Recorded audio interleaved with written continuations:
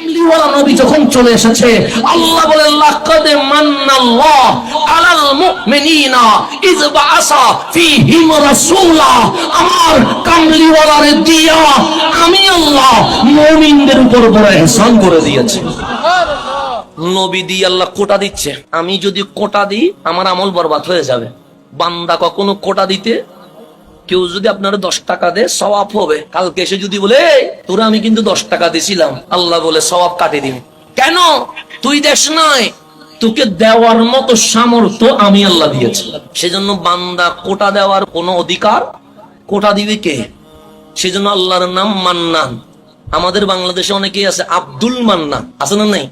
আচ্ছা, আব্দুল মান্নানকে আমরা মান্নান ডাকি না, আব্দুল মান্নান ডাকবেন কেন? মান্নানের বান্দা। মান্নান মানে যিনি কোটা দেয়। কেন? নিঃশ্বাস দিয়েছেন কে? আল্লাহ। চোখের জ্যোতি দিয়েছেন কে? আল্লাহ। কানের শ্রবণ শক্তি দিয়েছেন কে? আল্লাহ। আল্লাহ সব দিয়া কোটা দেয় নাই, যিনি কোটা দিতে পারে।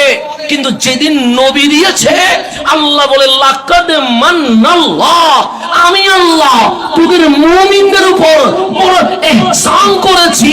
যেই নবীরে গোপন রাখছিলাম তোদেরকে জান্নাতি বানানোর জন্য, ওই নবীরে জমিনে ওপেন করে দিলাম।